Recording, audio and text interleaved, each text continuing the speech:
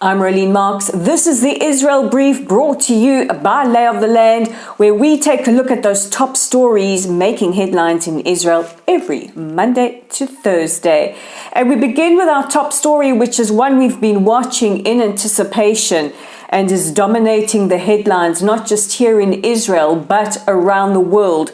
And that is news that sports giant Adidas have finally severed ties with Kanye West, also known as Ye, following his appalling anti-Semitic comments over the last couple of weeks.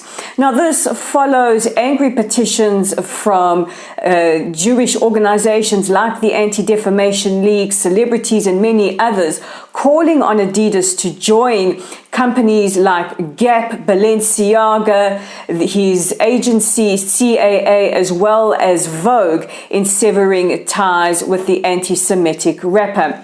This follows comments that he made 2 weeks ago when he tweeted out that he is going to go DEFCON 3 on Jewish people. And he certainly has lived up to that.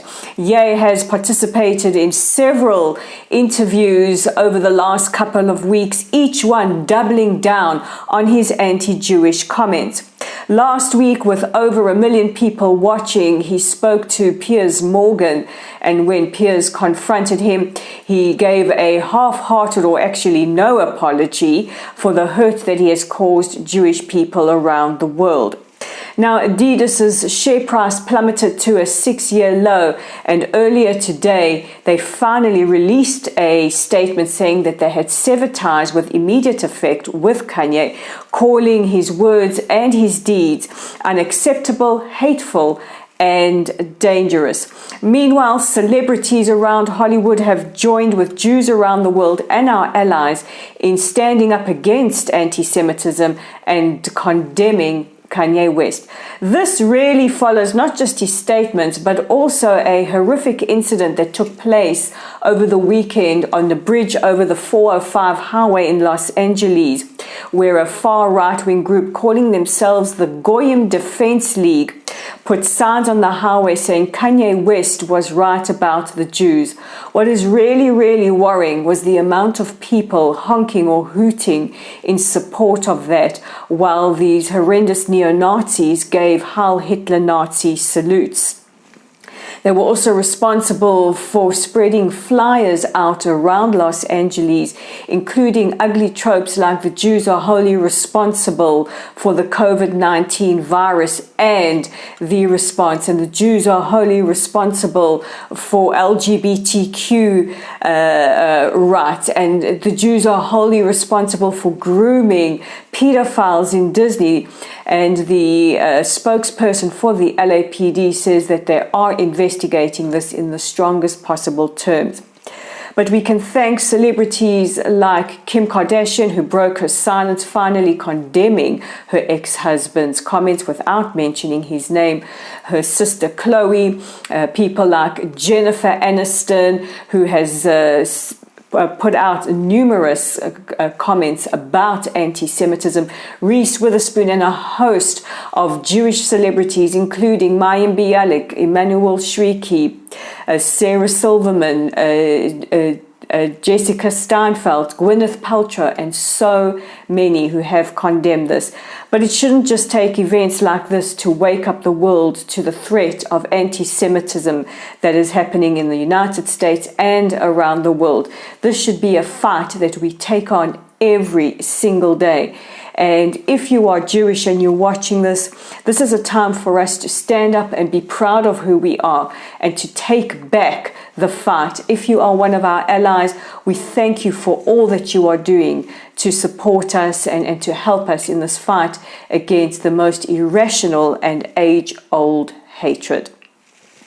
We will be keeping close tabs on how this progresses and how investigations into the Goyim Defense League in the United States also progresses.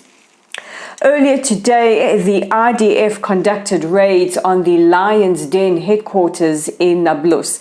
Now, the Lion's Den, as we've been speaking about over the past couple of weeks, is a newly formed terror organization believed to be financed by Hamas. The IDF destroyed an explosives lab in the old city of Nablus and also fired a Matador missile at an apartment believed to be housing 5 Lions Den gunmen. A top Lions Den commander was killed during the raid. Now, Prime Minister Yair Lapid has said anyone who hurts Israelis should know that it will end badly, and Defense Minister Benny Gantz has said that Israel will not tolerate terror of any kind. It will either end up in jail or in the grave. President Herzog landed a little bit earlier in the United States ahead of his meeting tomorrow with President Biden. He will also meet the National Security Advisor Jake Sullivan, as well as participate in events marking 2 years since the signing of the historic Abraham Accords. Meanwhile, today the president is set to meet with members of Congress, Secretary of State Antony Blinken, and leaders of American Jewish organizations. And he hasn't been the only president that is busy meeting world leaders. Our Prime Minister Yair Lapid met earlier today with Mark Rutte. He is the Prime Minister of the Netherlands. The two leaders spoke about the Iranian threat as well as the energy crisis facing European countries. Prime Minister Lapid praised him of the deal with Lebanon, the maritime deal that will be signed into history on a Thursday, and they too discussed increasing and strengthening bilateral relations between Israel and the Netherlands. So these are your top stories. Don't forget, as always, to check out our website at www.layoftheland.online. I know many of you are wondering, where is your newsletter? Don't worry, it is coming. One of our team members is away. He is responsible for putting together the newsletter. It will be in your mailboxes tomorrow. You have my word. In the meanwhile, check out our original content online, our Facebook page at Lottel Site. Like us, follow us. You guys know what to do.